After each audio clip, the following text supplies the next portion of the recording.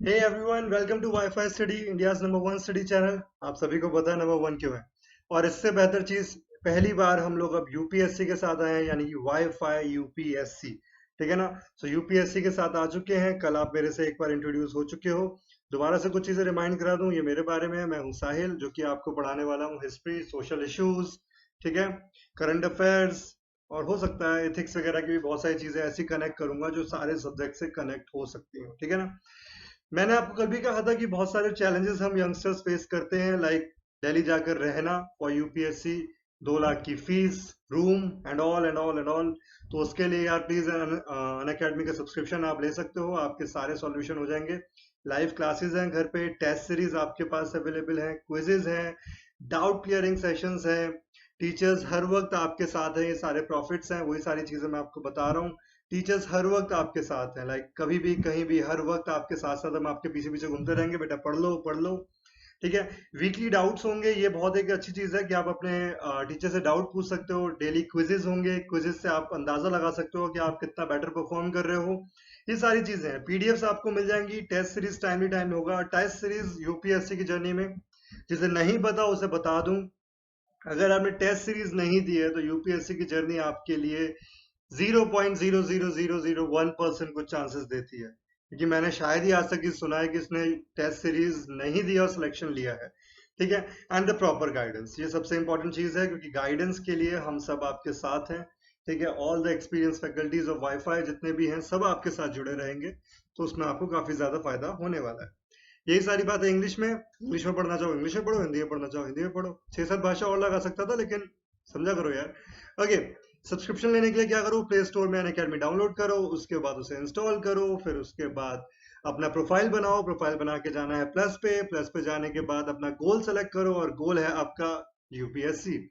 UPSC करने के बाद आप सब्सक्रिप्शन ले सकते हो। सब्सक्रिप्शन के बाद वो आपसे मांगेगा पैसे, और पैसों की बात आई तो आप भाग जाते हो। ये हर कोई डरता है। सबको लगता है कि पैसे आ गए, लेकिन पैसे देखो बहुत कम है। 12 मंथ्स में आप देखो सिर्फ 3000 समथिंग है, 24 मंथ्स में 2000 समथिंग है। यानी कि इतने कम पैसों में कोई 2 लाख रुपए फीस नहीं दिल्ली की तरह, और कोई ऐसी चीज नहीं है आपको रूम लेके रहना पड़ा है, गंदा खाना खाना पड़ा है, पेरेंट्स से दूर हो, सब चीजें आपके पास है। और ये हमारी तरफ से एक अच्छी चीज है कि अन अकेडमी की हर फैकल्टी आपके लिए सपोर्टिव है, कि अगर आप हमारा नाम यूज करेंगे, यानी कि आप साहिल वन यूज करोगे, तो आपको 10% डिस्काउंट मिलेगा, और डिस्काउंट के बाद 12 मंथ हो जाता है इतना, 24 मंथ इतना हो जाता है। तो जल्दी से कर लो, मैं बैठा हूँ। ठीक है। ओके। टेलीग्राम चैनल पे फॉलो कर लिया होगा आई होप अब तक जितने लोगों ने वीडियो देखी है। नहीं किया तो आ जाओ यार। ओके। तो कल हम लोगों ने पढ़ा था हड़प्पन सिविलाइजेशन। मैंने आपको ये पूरा कॉन्सेप्ट समझाया था कि हड़प्पन सिविलाइजेशन का नाम कैसे कैसे पड़ा, यानी कि हड़प्पन सिविलाइजेशन ही इसका एक्यूरेट नाम क्यों है। इंडस वैली सिविलाइजेशन इसलिए नहीं कहा जाता है क्योंकि ये इंडस रिवर ज्यादा पाकिस्तान में है, तो ये एक कंट्री की सिविलाइजेशन कहलाती है। इंडस सरस्वती इसलिए नहीं कहा जाता क्योंकि सरस्वती सिविलाइजेशन, जो सरस्वती है उसके नाम को लेके कॉन्ट्रडिक्शन है। हड़प्पा इसलिए कहा जाता है कि 1921 में हड़प्पा सबसे पहली साइट थी जिसे मिली थी, यानी कि जो सबसे पहली खोजी गई साइट थी वो हड़प्पा थी। इसीलिए इतिहासकारों ने क्या डिसाइड किया कि हम उसके नाम पे सिविलाइजेशन का नाम रखेंगे जो सबसे पहले मिला था। उसके बाद हमने ये डेडलाइन समझी थी, बिफोर क्राइस्ट एरा या बिफोर कॉमन एरा, या कॉमन एरा क्या होती है, आई होप आपको याद होगा। उसके बाद मैंने आपको बताया था कि कैसे हड़प्पन सिविलाइजेशन को याद रखना है। मैंने आपसे कहा था, सोचो कि आपका एक घर है, और घर के कुछ कमरे हैं, और आपको घर में क्या क्या देखना है कि घर कितने एरिया में फैला हुआ है। ठीक है। घर कितने एरिया में फैला हुआ है, देखो घर में कितने कमरे हैं, यानी कि कितने शहर हैं। घर के इंपॉर्टेंट जगह कौन सी हैं, लाइक मेरे इंपॉर्टेंट रूम्स कैसे हैं, लाइक कैपिटल सिटीज कौन सी हैं, लार्जेस्ट साइट्स कौन सी हैं, यानी कि मेरे घर का सबसे बड़ा कमरा कौन सा होगा। ठीक है। सबसे इंपॉर्टेंट रूम्स कौन से होंगे।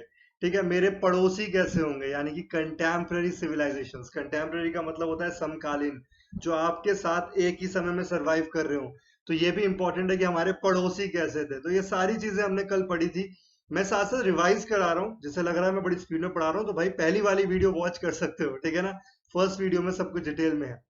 यानी कि मेरे रूम में क्या क्या फीचर्स हैं, यानी कि मेरे रूम का व्यू कैसा है, तो मैंने उसे रिवर से कंपेयर किया कि यानी कौन कौन से इंपॉर्टेंट रिवर्स पे कौन कौन से इंपॉर्टेंट सिटीज हैं। ठीक है। उसके बाद मैंने ये भी बताया कि सबसे ऊपर का रूम कौन सा है, सबसे पीछे का, यानी कि सबसे नॉर्दर्न मोस्ट साइड कौन सी है, सबसे सदर्न मोस्ट, सबसे वेस्टर्न मोस्ट, सबसे ईस्टर्न मोस्ट। और ये क्वेश्चन यूपीएससी में बहुत बार आ चुका है। और यूपीएससी तो इस क्वेश्चन को स्टेटमेंट्स में पूछता है, लेकिन यही अगर आपको स्टेट पीएससी दे रहे होते ना, पीसीएस वगैरह किसी स्टेट का, सपोज यूपी, हरियाणा, तो ये बिल्कुल डायरेक्ट क्वेश्चन मिलता है, डायरेक्ट। हर बार नॉर्दर्न मोस्ट साइड कौन सी है, ईस्टर्न मोस्ट साइड कौन सी है, बिल्कुल डायरेक्ट क्वेश्चन पूछते हैं पीसीएस वाले। तो ये क्वेश्चन बहुत इंपॉर्टेंट है। अगेन एनसीईआरटी पढ़ोगे तो बहुत ज्यादा चैलेंज हो जाता है इन सब चीजों को अरेंज करना, ठीक है ना। कॉमन फीचर्स ये मैं बता चुका था कि सब में कॉमन फीचर्स कौन कौन से, like drainage system, systematic town planning, fortified citadel, burn breaks, ये सब के लिए आप पुरानी वीडियो पे जा सकते हैं, यानी कि इससे पहले जो कल अपलोड हुई है आप उसे देख सकते हैं, ठीक है ना। आर्कियोलॉजिकल फाइंड्स मैंने आपको सारे बताया था कि मोहनजोदारो से क्या क्या मिला है, ठीक है। ये सारी चीजें मोहनजोदारो से मिली है और इसका क्या क्या एसेंस है मैंने ये भी समझाया है। हड़प्पा से हमें क्या मिला है, इसका क्या एसेंस है। चानुदारो से क्या मिला है, इसका क्या एसेंस है। लोथल से क्या मिला है, इसका क्या एसेंस है। दैट मीन्स हमने हर वो चीज समझी है, यानी कि आफ्टर दिस क्लास आपके पास पूरी फैक्चुअल इंफॉर्मेशन होगी, ठीक है, सारे फैक्ट्स होंगे, and apart from that concept clear होंगे। कॉन्सेप्ट क्लियरिटी बहुत जरूरी है यूपीएससी में, सभी को पता है, ठीक है ना।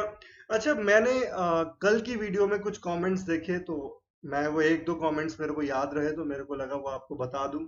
पहला कमेंट था कि सर बुक कौन सी पढ़े, ठीक है ना। सर हिस्ट्री के लिए बुक कौन सी पढ़े। यार ये क्वेश्चन बहुत कॉमन है, ये क्वेश्चन बहुत कॉमन है। हम सारे स्टूडेंट्स के अंदर ये प्रॉब्लम है, बस हमें लगता है कोई हमें बुक बता दे। मैं आपको सीरियसली बुक बता दूंगा ना, देन आपसे पेपर सॉल्व नहीं होंगे। क्यों, ये इशू क्यों है, क्योंकि बुक को हमें अरेंज करना नहीं आता। आप बुक पढ़ लोगे यार, एक 6th क्लास की एनसीईआरटी को 6th क्लास का बच्चा भी पढ़ता है, यूपीएससी वाला कैंडिडेट भी पढ़ रहा है, यानी कि 6th क्लास के क्वेश्चन भी उससे सॉल्व हो जाते हैं और यूपीएससी के भी हो जाते हैं। क्या वो 6th का बच्चा यूपीएससी का आंसर सॉल्व कर सकता है? नहीं। क्या इशू है ये, ठीक है। सो प्लीज बुक्स के पीछे भागना बंद करो। मैं आपको एक प्रॉमिस करता हूं, this is my promise today, कि हिस्ट्री के 4 पार्ट हैं, ancient, medieval, modern and world. ये दोनों आपके मेंस में भी बहुत इंपॉर्टेंट है और ये ऑलमोस्ट प्री मेंस में दोनों रहेंगे, क्योंकि बहुत से लोग कहते हैं एंशियंट और मेडिवल केवल प्री का पार्ट है। नहीं, बहुत से ऐसे इश्यूज हैं, सोशल इशू है, ऐसे है जहाँ पे आपको इसे कनेक्ट करके लिखना पड़ता है। मॉडर्न के काफी सारे आंसर्स हैं जहाँ आपको मेडिवल की थ्योरी कुछ जरूरत पड़ती है, ठीक है। तो मैं आपको ये प्रॉमिस करता हूं कि इन दोनों के लिए आपको किसी भी बुक को पढ़ने की जरूरत नहीं है। This is my promise. Ancient और मेडिवल के लिए सिर्फ वीडियोस को फॉलो करो, दैट्स इट। और यकीन नहीं होता ना, अगर आपको लग रहा है कि नहीं यार सारे बंदे ऐसे ही बोलते हैं, सिंपल जाओ पेपर सॉल्व कर लो, तुम्हें विश्वास हो जाएगा। तुम पेपर सॉल्व करके देख लो, मेरी वीडियो के बाद पेपर सॉल्व करके देख लो, तुम्हें लगेगा सब कुछ तो कवर है। फिर भी यकीन नहीं होता तो कोई भी एक बंदा को अगर एक्सपेरिमेंट करना है तो 6 to 12 एनसीईआरटी पढ़ के देख लो। एंशियंट, जैसे एंशियंट हिस्ट्री कंप्लीट हो जाए उसके बाद पढ़ के देख लेना, तुम्हें लगेगा कोई भी ऐसी चीज नहीं है जो इसमें हो और सर ने नहीं पढ़ाई हो, ठीक है। हाँ, मॉडर्न के लिए मैं डेफिनेटली आपको एक बुक सजेस्ट करूंगा, वो भी लेक्चर्स के बाद, वो भी कुछ चैप्टर्स, सिर्फ 5 चैप्टर्स में उसमें आपको रिकमेंड करूंगा कि इसे पढ़ो। वर्ल्ड हिस्ट्री में सिर्फ मैं 3 या 4 चैप्टर्स ऐसे हैं जो मैं आपको प्रेफर करूंगा कि पढ़ लो, बाकी सब वीडियो से कवर हो जाएगा। ओ भाई, अगर वीडियो के साथ बुक भी पढ़नी पड़ी तो बेवकूफ है ना हम। बहुत से बच्चे यही करते हैं, कोचिंग्स भी जा रहे हैं लेकिन एनसीईआरटी भी पढ़ रहे हैं, तो भाई जरूरत क्या है उसे पढ़ने की। ये तो कॉन्सेप्ट वो हो गया जिसके पास कोई गाइडेंस नहीं है। अगर तुम्हारे पास गाइडेंस है तो why you wasting your time, अपना समय क्यों बर्बाद करो। सिलेक्शन चाहिए ना, पहाड़ तोड़ना है, रिकॉर्ड्स बनाने हैं। रिकॉर्ड बना के कुछ नहीं होगा। 80 रैंक वाले को भी आईएएस ही मिलना है, फर्स्ट को भी मिलना है। चल फर्स्ट आ जाएगा, थोड़ी प्रेफरेंस ज्यादा मिल जाएगी, लेकिन कहने का मतलब ये है कि रिकॉर्ड नहीं तोड़ना है, सिलेक्शन चाहिए, इस चीज पे फोकस रखो, ठीक है ना। तो बुक के लिए मैं अभी सॉरी कोई भी बुक आपको नहीं बताऊंगा, कि मैं चाहता हूँ कि आप बुक्स के चक्कर में भी परेशान ना हो, अपने घर को लाइब्रेरी मत बनाओ। और एंशियंट और मेडिवल के लिए कोई भी बुक जरूरत नहीं है, इवन आर्ट एंड कल्चर के लिए भी नहीं। सिर्फ इन दो के लिए मैं आपको 2 बुक्स प्रेफर करूंगा जो कि अराउंड 250 पेज की हैं, उसमें से ही मैं आपसे सिर्फ 100 पेज पढ़ने के लिए कहूंगा, जो कि बहुत कम है, ठीक है। तो ये बुक का हो गया। दूसरी चीज मेरे से पूछी गई कि सर नोट्स, नोट्स कैसे बनाए हिस्ट्री के। देखो नोट्स, सबसे पहली चीज मैं क्लास में आपको जो पढ़ा रहा हूँ उसी के आपको नोट्स बनाने हैं, ठीक है ना। अगर आप स्क्रीनशॉट लेने वाले आलसी बंदे हो तो प्लीज मत करो। अगर आपको लगता है कि हम बस हेडफोन लगा के वीडियो सुन लें, सामने वाला टीचर है अरिजीत सिंह की तरह गाना सुनाएगा, अच्छा चलता हूँ, दुआओं में याद रखना, मेरा ऐसा कोई इरादा नहीं है। तो मैं साथ साथ जो लिखता हूँ, जो चीज बोलता हूँ, कॉन्सेप्ट क्लियरिटी करता हूँ, उसे आप साथ साथ लिखते चलो, ठीक है ना, ताकि जब आप उसे रीड करो तो रिवाइज हो जाए। और अगर आप वीडियो को बार बार देखते हो, सपोज 45 मिनट्स की एक वीडियो है, तो आपका कम से कम 30 मिनट्स आएंगे अगर स्पीड में भी सुनो, ठीक है। बट अगर आपने इसके नोट्स बना लिए तो इन नोट्स को आप 10 मिनट्स में रिवाइज कर सकते हो, क्योंकि कॉन्सेप्ट आपके क्लियर हो चुके हैं, फैक्ट्स आपके पास लिखे हुए हैं, टाइम किसमें सेव हो रहा है। तो क्लास के नोट्स बनाओ, और नोट्स इस तरीके से बनाना, हमेशा एक पेपर पे इस तरीके से आप नोट्स बनाएं। यहाँ पे तो आप अपना कंटेंट लिखें जो मैं बता रहा हूँ, ठीक है। उसके बाद यहाँ पे आप एक बनाओ कीवर्ड्स, क्योंकि यूपीएससी कीवर्ड्स के ऊपर लाया करता है, लाइक हालांकि कीवर्ड सारे मेरी वीडियो में मिलेंगे, कीवर्ड्स को आप अलग से लिखो, ताकि जब आपको एग्जाम से एक रात पहले रिवाइज करना हो ना, तो सिर्फ कीवर्ड्स को रिवाइज करो कि एग्जाम में ये टर्म आया तो मैं पकड़ लूंगा। लाइक देखो, हर बुक में लिखा है सेक्स ऑर्गन्स, सेक्स ऑर्गन की पूजा होती थी, ये मैंने बताया था कल। और जो की टर्म है इसका वो है फैलस। अब ये टर्म एग्जामिनर यूज करेगा, वो ये नहीं करेगा, ठीक है। सो इस तरीके से आप इसे कनेक्ट कर सकते हैं। आप मेरे से क्वेश्चंस पूछते रहो कमेंट्स में, फिलहाल तो मैं अभी कमेंट्स रीड कर रहा हूँ, ठीक है। कई बार बहुत ज्यादा हो जाते हैं तो मुश्किल होता है, बट मैं मेरी कोशिश रहेगी कि मैं आप लोगों से कनेक्ट रहूं, और बहुत ही जल्द मैं लाइव आऊंगा ताकि आप लोगों से बात करते करते आपको पढ़ाऊं, ठीक है ना। सो ये सारी चीजें थी कल की, अब आते हैं आज पे, दैट्स अबाउट टुडे, ठीक है। आज हम बाकी के कॉन्सेप्ट क्लियर करते हैं, यानी कि आज की क्लास के बाद आपको हड़प्पा सिविलाइजेशन कहीं से पढ़ने की जरूरत नहीं है, खत्म भाई खत्म, ठीक है ना। हड़प्पा सिविलाइजेशन के रिलीजन की बात करता हूँ। मैंने थोड़ी सी चीजें रिलीजन के बारे में आपको कल बताई थी, और मैंने एक चीज बहुत सिंपल बताई थी कि 90% लोग क्यों पूजा करते हैं, या मैं परसेंट नहीं लगाता, अधिकतर लोग, ठीक है ना, अधिकतर लोग क्यों पूजा करते हैं। या लोगों को या तो जब डर लगता है, किसी भी चीज से डर होता है, फियर होता है, या उन्हें किसी भी चीज की डिमांड होती है, ठीक है ना। हे भगवान प्लीज मेरा यूपीएससी क्लियर करा दो या हे भगवान प्लीज मुझे कोरोना से बचा लो। क्या है, डर या ख्वाहिश। यानी कि हमारा रिलीजन कहीं ना कहीं यूटिलिटेरियन एक टर्म यूज होता है इसके लिए, वो करते हैं, आपके लिए इंपॉर्टेंट नहीं है, मेरे मुंह से निकल गया इससे बता दिया यानी कि हम लोग जरूरतमंद पूजा करते हैं ज्यादातर लोग। तो जैसे ही जरूरत बढ़ी वैसे वैसे आया, यानी कि जब इंसान को सबसे पहले डर लगा ना, तो उसे खुद से डर लगा, इसलिए उसने खुद की पूजा करी। और जब उसे धीरे धीरे नेचर से डर लगा तो उसने नेचर की पूजा करी। देन जब उसे अपने मन को सुकून देना था तो उसने आइडलिस्टिक पूजा करी, like image worship, idol worship, ठीक है। तो ऐसे ऐसे शुरुआत हुई, ठीक है ना। सो रियलिस्टिक, जो भी आज इस वीडियो को पहली बार देख रहा है, मैं कहूंगा अगर आप पहली बार इस वीडियो को, इसे अभी स्टॉप करके पहली वाली पहली देखो, फिर इस पे आना, ठीक है। नहीं तो कहोगे ये कैसा हड़प्पा, ये कैसा हड़प्पा, पहले वाला हड़प्पा देखो यार। ओके, सो रियलिस्टिक और आइडियलिस्टिक दोनों गॉड थे। रियलिस्टिक यानी कि लोगों की पूजा हो रही थी, जानवरों की भी हो रही थी, पेड़ों की भी हो रही थी। आइडियलिस्टिक मतलब कुछ हमें इमेजेस मिली हैं, उनकी भी पूजा हो रही थी। Worship of mother goddess, clay figures मिली जिसमें मदर गॉडेस की पूजा हो रही थी। इससे हमें यही पता चलता है कि विमेन की कंडीशन शायद अच्छी भी हो, क्योंकि जब महिलाओं को पूजनीय समझा जाता है तो अच्छा होता है। लेकिन महिलाओं को तो आज भी पूजनीय समझा जाता है, लेकिन स्टिल हमारी सोसाइटी में लड़कियों के खिलाफ क्राइम्स हैं, उनके बहुत सारी चीजें वो नहीं रुक रही हैं यार, बहुत सारे इश्यूज लड़कियां फेस कर रही हैं, वो नहीं रुक रही हैं, ठीक है। सो मदर गॉडेस का कॉन्सेप्ट था, जिसके बिहाफ पे जो इतिहासकार हैं, हिस्टोरियंस हैं, वो ये कहते हैं कि महिलाओं की स्थिति अच्छी थी।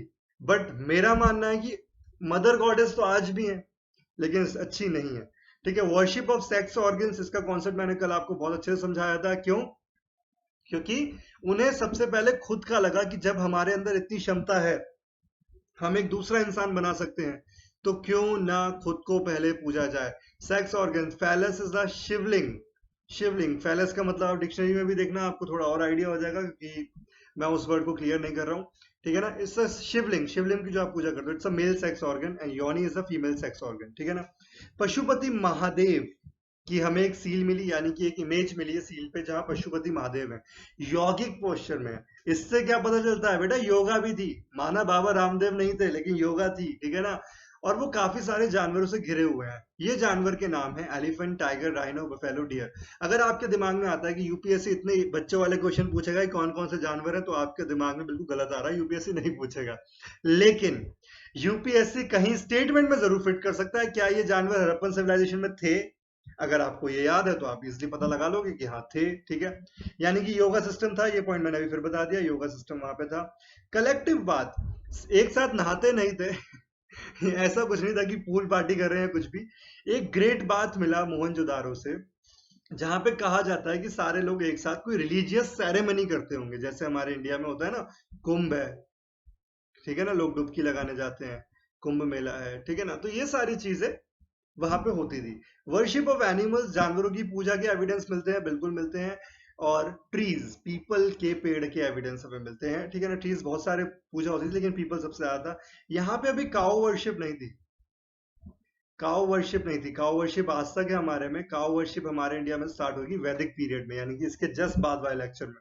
और किसी भी तरीके का टेम्पल नहीं मिला, यानी कि भगवान को दिल में माना जाता था, हर कण कण में माना जाता था, मंदिरों में नहीं ढूंढा जाता था। आज हम लोग मंदिरों में ढूंढते हैं। सो ये सारी चीजें वहां का रिलीजन था।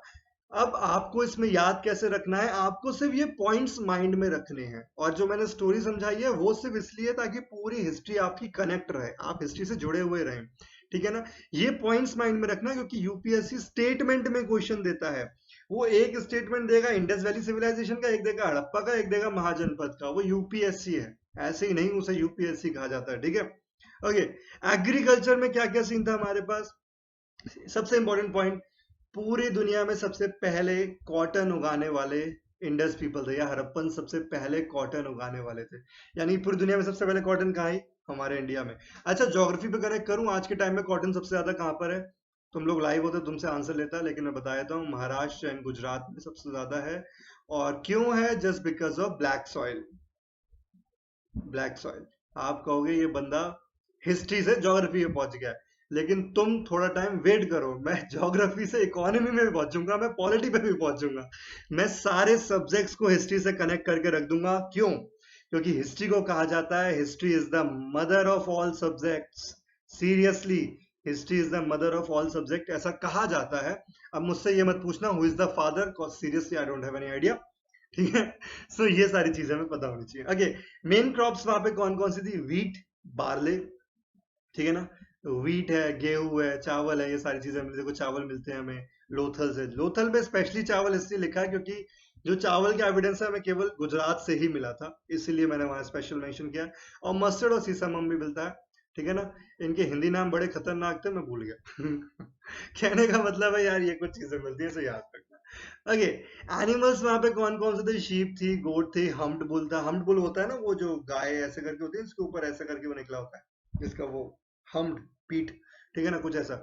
Buffalo, boar, goat, cat, pig, elephant, rhino, tiger. देख लो एक चीज, tiger was there, tiger was there, lion was not there. शेर नहीं था, चीता था। इस पे कंफ्यूज मत हो जाना, बहुत बच्चे कंफ्यूज होते हैं, एक टाइम पे मैं भी हो गया था, ठीक है। टाइगर था, शेर नहीं था। दोनों में डिफरेंस समझते हो ना, नहीं समझ में आता है, लॉयन किंग मूवी देखना, एंजॉय करोगे। नेक्स्ट, इकोनॉमी कैसी थी, ठीक है ना। यार याद करो, मैंने बताया था कि हमारे पास लोथल था, यानी कि हमारे पास ऐसी जगहें थी जहां पे सी पोर्ट्स थे। और सी पोर्ट्स में क्या करते थे, डेफिनेटली पानी के बीच में तैरने तो नहीं जाते होंगे बोट में बैठ के, तो we have a kind of foreign trade. और फॉरेन ट्रेड के हमें प्रूफ इसके भी मिलते हैं, कॉज हमें मेसोपोटामिया और ईरान के सिक्के भी मिलते हैं, ईरान की सील्स मिलती हैं। डेट मीन्स ये श्योर होता है कि हमारे पास फॉरेन ट्रेड था, यानी कि इंडिया के अंदर भी ट्रेड करते थे और फॉरेन ट्रेड भी करते थे, यानी कि हमारा ट्रेड बहुत अच्छा था, इकोनॉमी अच्छी थी। हम लोग गोल्ड इंपोर्ट करते थे, सिल्वर इंपोर्ट करते थे, कॉपर इंपोर्ट करते थे, कहाँ कहाँ से, अफगानिस्तान से, ईरान से, अरेबिया से, इवन इंडिया के अंदर से भी करा जाता था। आपने मूवी देखी होगी ना, केजीएफ, रॉकी भाई की केजीएफ, अभी तो उसका पार्ट 2 आने वाला है। तो केजीएफ जिस माइंस पे है, कोलार माइंस, कोलार माइंस से भी इवन इंपोर्ट करते थे, लेकिन वो हमारे लिए इंपॉर्टेंट नहीं है। एग्जामिनर 90% हमारा इन 3 कंट्रीज के बारे में पूछता है। एक्सपोर्ट में हम क्या क्या एक्सपोर्ट करते थे, यूजुअली इंडिया आज भी एक एग्रीकल्चर कंट्री है। हमारी कंट्री को आज भी एग्रेरियन इकोनॉमी कहा जाता है, क्योंकि हमारी आज भी 50% से ज्यादा जो आबादी है वो एग्रीकल्चर पे डिपेंड है। तो उस समय भी हमारा एग्रीकल्चर काफी अच्छा था, एग्रीकल्चर प्रोडक्ट्स हमारे एक्सपोर्ट होते थे, ठीक है ना। एंड कॉटन, डेफिनेटली कॉटन के बारे में हमने पढ़ा। एंड पॉटरी, मटके वगैरह बना के छोटे छोटे वो बाहर भेजे जाते थे, ठीक है ना। Another important thing, iron was not unknown, iron was unknown, यानी कि आयरन के बारे में कोई भी एविडेंस नहीं था।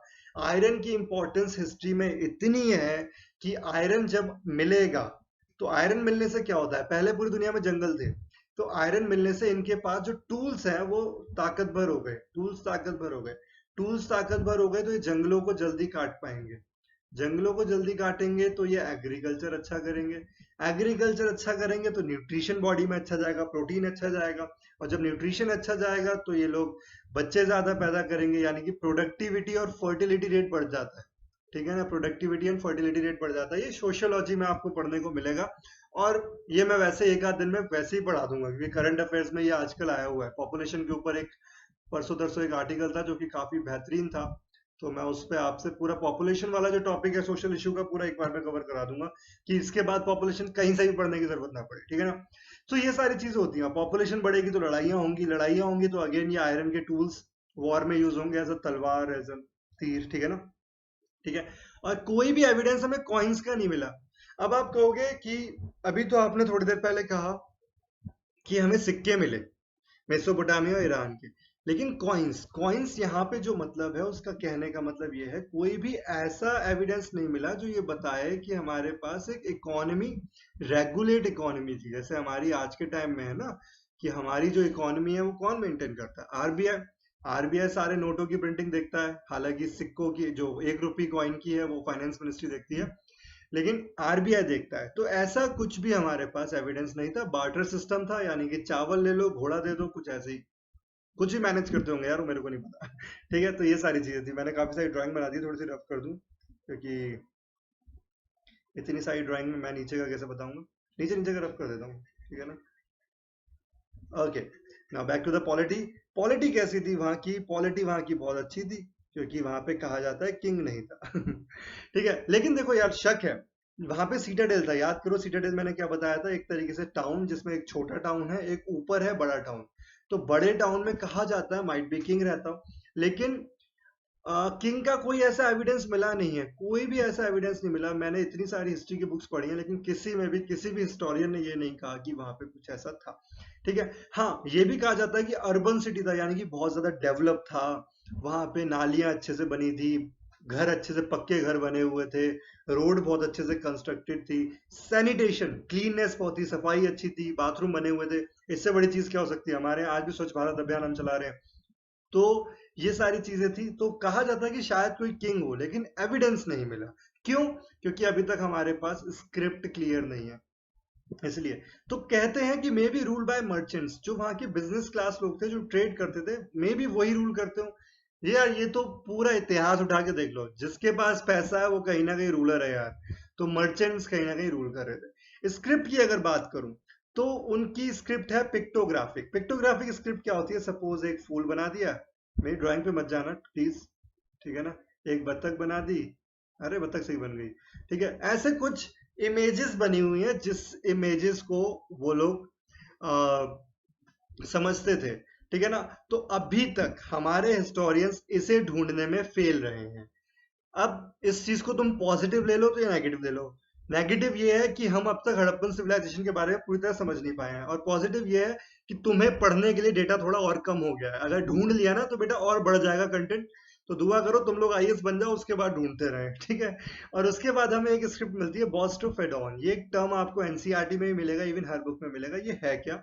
वो इस तरीके से कुछ लिखा गया है, शुरू जैसे हम लोग कैसे लिखते हैं, हम लोग यहाँ से लिखते हैं ना, ऐसे ऐसे करके, ये हमारी साइड रहती है लिखने की। लेकिन वो लोग कैसे लिखते थे, वो लोग लिखते थे, अरे अबे पूरा इरेज हो गया यार, कोई बात नहीं, चलो ऐसा कुछ खास था नहीं, आप लोग उसे साथ साथ लिख सकते हो। आगे वो लोग कैसे लिखते थे, वो लोग लिखते थे जैसे ये पेज है, शुरुआत करते थे यहाँ से गए इस तरीके से, फिर ऐसे लिखते थे, फिर ऐसे लिखते थे, फिर ऐसे लिखते थे यानी कि उनकी राइटिंग कुछ इस तरीके से थी, यानी कि they write from the right to left, left to right, right to left, right to right. ये इजी कुछ तरीका था, इसे बॉस्टो पैटर्न कहते हैं। यानी कि आपको क्या रखना है कि दो तरीके की स्क्रिप्ट हमें मिलती हैं, पेट्रोग्राफिक एंड बॉस्टोफेडॉन, ठीक है ना। इससे ज्यादा कुछ भी नहीं है। आगे बढ़ते हैं, फीचर्स लास्ट में बिल्कुल एंड करते हैं, इसका फीचर्स क्या है। अर्बन सिविलाइजेशन था, हम सभी को पता है अर्बन, मैंने इतने सारे पॉइंट्स इतनी देर में गिना दिए, अब तक तो आप सबको रट गया होगा कि अर्बन क्यों है। लाइक वहां पर ड्रेनेज सिस्टम अच्छा था, रोड्स थी, ग्रिड सिस्टम था, यानी कि हाउसेस बहुत प्रॉपरली बने थे। ग्रिड सिस्टम जैसे नहीं याद है एक बार फिर से बता दूं, घर कुछ इस तरीके से बने हुए थे, बिल्कुल वेल मेंटेन, एक के नीचे एक के नीचे बिल्कुल तरीके से बने थे, ठीक है ना। अगर आपने बेंगलुरु या दिल्ली मुंबई वाले घर देखे हैं तो वैसे बिल्कुल नहीं थे, ठीक है। पीसफुल सिविलाइजेशन थी, कैसे थी? क्योंकि वहां पे कोई वेपन नहीं मिला। अगेन ये क्वेश्चन यूपीएससी में आ चुका है। यूपीएससी में क्या क्वेश्चन आया था कि हड़प्पन सिविलाइजेशन से हमें हेलमेट और कुछ आर्म्स देखने को मिलते हैं, कुछ वॉर हेलमेट्स वगैरह। आंसर इज नो, कहाँ है? किसी भी तरीके का नहीं है, यानी कि पीसफुल सिविलाइजेशन थी, कोई लड़ाई झगड़ा नहीं था। एग्जामिनर कभी भी कंफ्यूज करे कि हड़प्पन सिविलाइजेशन तलवार मिली, धनुष मिला, भाई नहीं, कुछ नहीं मिला, आप एंजॉय करो, ठीक है। ब्रॉन्ज सिविलाइजेशन थी, ब्रॉन्ज की हमें कुछ चीजें मिली, लाइक एक न्यूड विमेन डांसर का ब्रॉन्ज स्टैचू मिला, जिससे हमें पता चलता है कि ब्रॉन्ज वहां पे था, आयरन नहीं था, ये मैंने बताया, ठीक है। रिवर बेस्ड सिविलाइजेशन थी, इसका क्या मतलब होता है? यानी कि सारे लोग, जितने भी लोग जहां भी रहते थे, कहाँ रहते थे? रिवर के पास रहते थे, क्योंकि पानी, अवेलेबिलिटी ऑफ एग्रीकल्चर, सारी चीजें, मैंने इसका रीजन कल भी बताया था, ठीक है। ट्रेड बेस्ड, ट्रेड बहुत अच्छा था, अभी अभी जस्ट हमने डिस्कस किया कि फॉरेन ट्रेड था, इनलैंड ट्रेड था, हमारे पास पोर्ट सिटीज थे, ठीक है, हमारे पास इंपोर्ट एक्सपोर्ट था, इंपोर्ट भी हमने देखा, हमने एक्सपोर्ट भी देखा, ठीक है, यानी कि हमारे पास बहुत कुछ था। और यहाँ से हमें लोथल की इंपॉर्टेंस पता चलती है, लोथल से ज्यादा हमें गुजरात की इंपॉर्टेंस पता चलती है कि गुजरात आज भी इतना बड़ा हब है, क्यों अंबानी अडानी ये सब गुजरात को कहीं ना कहीं मेंटेन रखना चाहते हैं अपने पास, क्योंकि गुजरात से समुद्र पे कब्जा होता है। आपने वो डायलॉग सुना होगा सुल्तान मिर्जा का, once upon a time in Mumbai, क्या कहता है कि ये समुद्र ही है जो पूरे भारत को दुनिया से जोड़ता है। और जी हाँ, गुजरात का जो पोर्ट है उसी ने ही गुजरात को आज के टाइम में भी बहुत डेवलप बना रखा है। प्रोटो हिस्ट्री सिविलाइजेशन थी, प्रोटो हिस्ट्री का मतलब होता है एक ऐसी सिविलाइजेशन जिसकी स्क्रिप्ट तो है लेकिन स्क्रिप्ट को पढ़ा नहीं जा सका, ठीक है। दो तरीके की हिस्ट्री होती है, एक होती है प्री हिस्ट्री, ये टर्म आपको देखने को मिल सकता है कहीं। प्री हिस्ट्री का मतलब क्या है कि भाई किसी तरह की स्क्रिप्ट नहीं है, नो स्क्रिप्ट, प्री मतलब कोई स्क्रिप्ट नहीं है हमारे पास। लेकिन प्रोटो का क्या मतलब है? स्क्रिप्ट तो है लेकिन हमें पढ़नी नहीं आई है, यानी कि हमें नहीं मिली है, ठीक है। Origin of swastika symbol can be trace, ये मैंने 6-7 बुक में लिखा देखा है, इसलिए मैंने इसे बिल्कुल लास्ट में पॉइंट डाला है और मैंने कैन भी यूज किया है। कहा जाता है कि जो स्वास्तिक का सिंबल है, जो आज के टाइम में हम बनाते हैं ऐसे करके दिवाली पे घर पे, या मेरे को बनाना नहीं आता, गलत मत समझना प्लीज, शायद मैंने गलत बना दिया, शायद नहीं, 100% मैंने गलत बनाया। तो जो स्वास्तिक का सिंबल है दिवाली वगैरह पे हम बनाते हैं, सतिया जो हम कहते हैं, ये कहा जाता है हमने हड़प्पन सिविलाइजेशन से लिया है। काफी सारी बुक्स में लिखा है, इसलिए मैंने इस पॉइंट को यहाँ पे डाला है, अदरवाइज तो ये कैन भी है, माइट भी, ठीक है। अब आते हैं डिक्लाइन पे कि हड़प्पन सिविलाइजेशन खत्म कैसे हुई। हर हिस्टोरियन की अलग अलग पिक्चर है। कोई कहता है कि भैया क्लाइमेटिक इशू रहे होंगे, ठीक है, क्लाइमेटिक इशू में लाइक मैंने लिखा ना डिफरेंट थ्योरीज, हर हिस्टोरियन अलग अलग कहता है। कोई कहता है कि मे बी क्लाइमेट चेंज हुआ होगा, लोग मर गए, वार्म हो गया होगा, गर्म हो गया होगा, ठीक है। कोई कहता है फ्लड आ गया होगा, ठीक है। कोई कहता है कोई भूकंप या कोई ऐसा डिजास्टर आ गया होगा, ठीक है, मान लेते हैं। फिर कोई कहता है कि जो आर्यंस हैं उन्होंने आके मार दिया, ठीक है भाई, ये भी मान लेते हैं। लेकिन डिफरेंट डिफरेंट डिफरेंट थ्योरीज हैं, यानी कि डिक्लाइन की कोई भी एक थ्योरी फिक्स नहीं है। बस दो चीजें हमारी फिक्स है। पहली कि ये सिविलाइजेशन अर्बन थी, ठीक है, बट बाद में रूरल हो गई, यानी कि थोड़ी सी गांव में कन्वर्ट हो गई। क्यों हो गई? अब समझ सकते हैं, माइट भी इनकी इकोनॉमी फॉल कर गई हो, माइट भी एडमिनिस्ट्रेशन कोलैप्स कर गया हो, माइट भी कोई फेमाइन आ गया हो, जैसे आज के टाइम में कोरोना है, इंडिया की इकोनॉमी कहीं ना कहीं डिक्लाइन पे है, सारे कंट्रीज की है, कहीं ना कहीं स्लो डाउन फेस कर रही है, ऐसा कोई चैलेंज आ गया हो तो ये माना जा सकता है। तो अर्बन से रूरल हुई थी, इसकी गारंटी है। दूसरा क्वेश्चन, क्या सारे हड़प्पन सिविलाइजेशन के लोग मर गए थे? So the answer is no. यार हम लोग कौन है, ठीक है, हड़प्पन सिविलाइजेशन कहाँ थी? इंडिया और पाकिस्तान में। और तुम्हें लगता है हम लोग इतनी जल्दी हार मानेंगे? हमारे देश रहे ढीठ हैं, हम लोग ढीठ लोग हैं, हम लोग इतनी जल्दी नहीं मरते, ठीक है ना, वी आर ढीठ। तो कभी कोई सिविलाइजेशन खत्म नहीं हो सकती जहां पे इतनी पॉपुलेशन हो। बल्कि ये हुआ कि बाहर से लोग आए, जो कि आर्यंस आए, जो कि मैं नेक्स्ट क्लास में बताने वाला हूँ, वो आके यहाँ सेटल हुए, हड़प्पन्स रह रहे थे, और हड़प्पन्स के रहने और इन लोगों के आने से क्या हुआ, पॉपुलेशन बढ़ गई, यानी कि अर्बन टू रूरल हुआ और पॉपुलेशन बढ़ गई। इन 2 पॉइंट्स को आपको याद रखना है, क्या, अर्बन टू रूरल हुआ, आर्यंस इंडिया में आए और हमारी पॉपुलेशन बढ़ गई। क्यों? क्योंकि इन 3 पॉइंट से स्टार्ट होगी हमारी कल की क्लास। इन 3 पॉइंट से हमारी स्टार्ट होगी कल की क्लास की भाई, जो आर्यंस आए उन्होंने क्या क्या किया, कैसे कैसे किया, जो भी है। सो यहाँ पे मैं आपसे श्योरिटी के साथ कह सकता हूँ कि हड़प्पन सिविलाइजेशन इससे ज्यादा पढ़ने की नीड नहीं है। कोई भी बुक पढ़ो हिस्ट्री की, एंशियंट हिस्ट्री में ये वाला चैप्टर पढ़ के टाइम वेस्ट मत करना, आपका पूरा कंप्लीट हो चुका है। जस्ट इंजॉय, ठीक है। इसे वीडियो को सुनो, साथ साथ नोट्स बनाओ और उस नोट्स को बार बार बार बार रिवाइज करो। That's it, that's it, that's it, ठीक है। सो जा रहा हूँ, बाय बाय। मेरे नाम का यूज कर सकते हो, ठीक है ना। मेरे नाम का वैसे बहुत सारा यूज होने वाला है क्योंकि इतना सारा पढ़ा है और बहुत अच्छा है, तुम्हारे काम का आएगा, देखना। You will feel this, okay. और मेरे नाम को यूज करके 10% का डिस्काउंट ले सकते हो। बस जाते जाते याद दिला रहा हूँ कि मेरे नाम की कुछ तो वैल्यू है, ओके। Thank you. इसे लाइक करें, सब्सक्राइब करें, शेयर करें, जैसे वाईफाई चैनल्स को आपने आज तक किया है। वाईफाई ने इतने बच्चों को घर बैठे बैठे एजुकेशन पहुंचाई है। सो अब वाईफाई यूपीएससी में आया है। आप लोगों का सपोर्ट और आप लोगों का प्यार हमारे लिए बहुत कुछ है, ठीक है। So thank you so much guys and stay happy, bye bye, ख्याल रखें अपना।